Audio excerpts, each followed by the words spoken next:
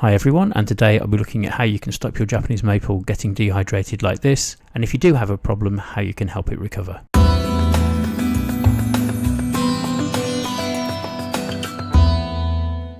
Hi there maple fans, and in this series of videos I'll be sharing what I do throughout an entire year on a monthly basis. Please note that these months are based on UK timings, but of course can easily be adapted to anywhere else in the world. So here we can see a Japanese maple that's not mine, and this is a classic example of a tree that was left for just 1 week without any water. What we can see here is lots of dehydration on the tree, but I think you can just about notice there is some new growth too, some new leaves. Really there's a lot we can learn from this, because this is a tree that's been really well catered for and really well cared for its lifetime, really, for the last 2 or 3 years.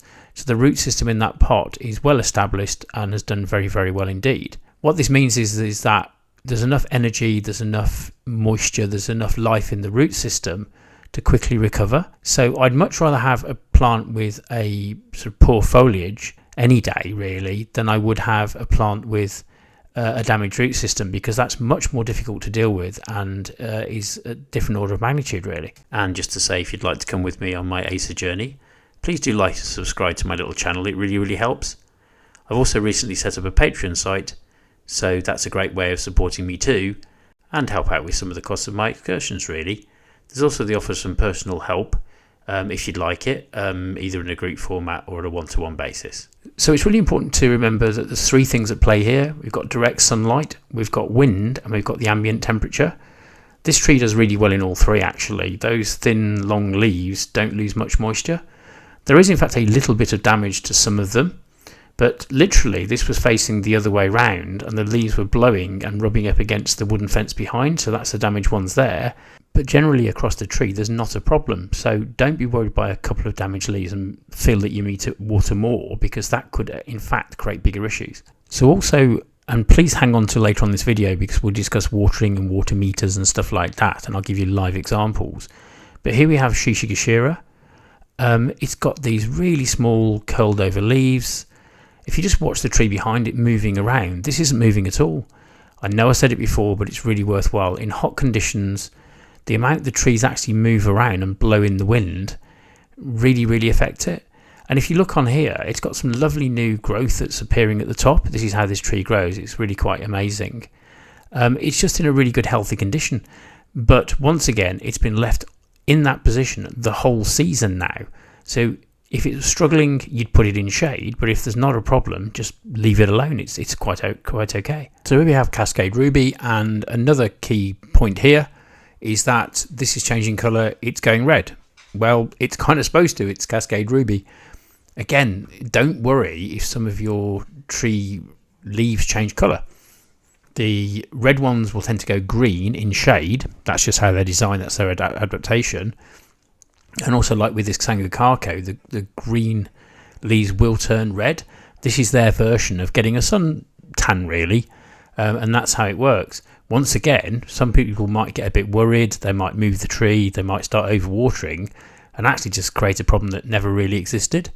So another classic here, Sriu, and you can see quite clearly that you've got sort of reddish tinted leaves at the end of the branches, which get more sun, and you've got the greener and the sort of lush branches and leaves in the middle. Nothing wrong with this tree whatsoever. Know it well. Once again, it's been in that position all year. We're now past the solstice, so this is as bad as it's going to get, sort of thing, really. And certain cultivars just do really well. So I thought it's about time to revisit my little trees here.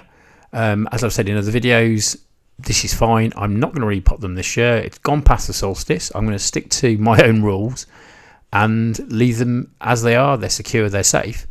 They're also protected by some pretty hefty, sort of more established trees behind them, though. And this is a big thing with hot temperatures. It's absolutely no good just putting your maple by a fence on its own, by a wall on its own. It offers no protection at all, really. The wind will just rip round the wall, or it will whip over the fence. It will get turbulence. It will cause problems. In these hot conditions, what you really want to do is slow that wind down. So having other trees around them, sort of mutually supporting each other, that's what's absolutely key, and try and find a position where that is indeed possible. So let's crack on with looking at some water meter readings. There's the water meter pushed just under the surface there or thereabouts. That's okay, it's a bit low, but really handy I think with these meters that you can push them in further to get a different reading. So slightly more moisture there, and same again at the bottom really. So another great learning is that the bigger pots just last longer. But the problem is, and what you should bear in mind is, this bigger pot is there because there's a big tree in it. You cannot put small trees into big pots. Absolute disaster. Yes, it will hold the moisture over the summer, but they'll get really waterlogged and into a terrible state in the winter and the spring really, and that's really not what we want. So there we've got Pub's Red Willow, and as you can see there as well, by using the water meter we can push it in a bit further, and actually I wouldn't bother watering that one, that's fine, which is another great learning. Over these hot periods, over the summer, weeks, months, do carry on with the water meter.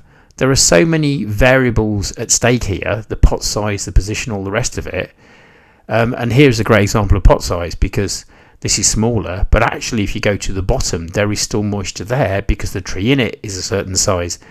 There's too many variables. Why guess, why be uncertain when literally you can pop a meter in there and understand it, and if it doesn't need water, don't water it, and if it does, it does.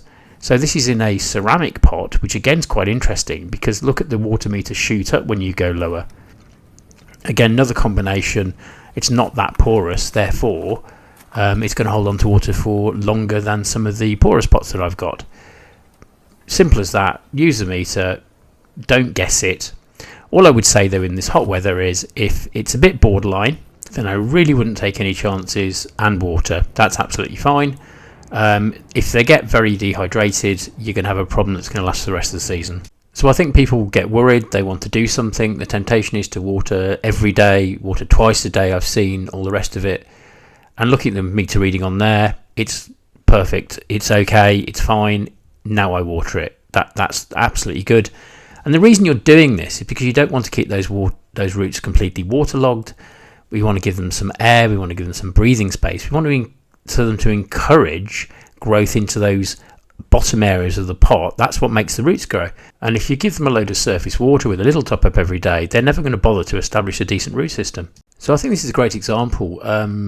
Ariadne, I think it is, lovely little tree here, and it's doing really well, really bushy, lots of new growth, but oh wow, that looks really dry, doesn't it? Is it though? So if we just pop the meter in there and have a quick look, as soon as you breach the surface, it's really quite moist at the bottom.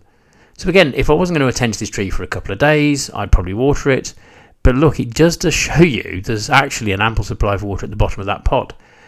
Don't guess it, don't stick your finger in it. This is what I'd prefer to do, just be sure really.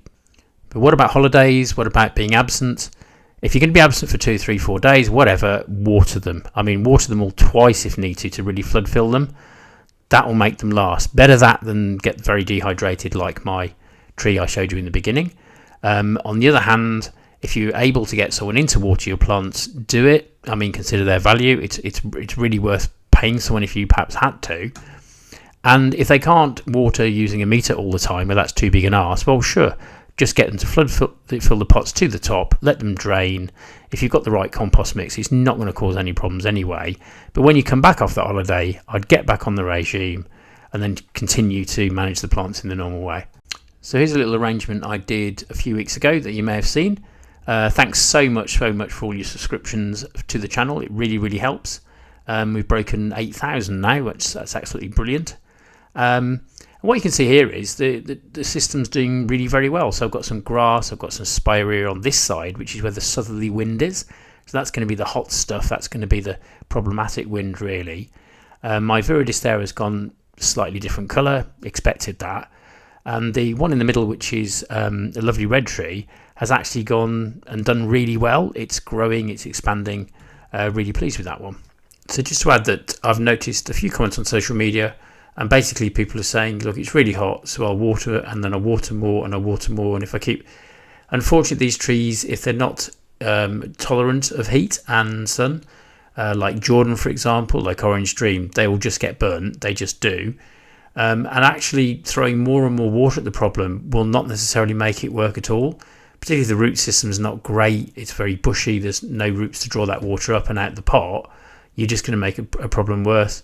So these little fellas here, And then we can keep them till next year, repot them, and launch them into the spring and get them more heat tolerant over time. So what about some tips for this tree that, it's gone wrong, it happens, that's fine. Don't overwater. That's very tempting actually, to pile more and more water on it to try and rehydrate it. It's not going to work.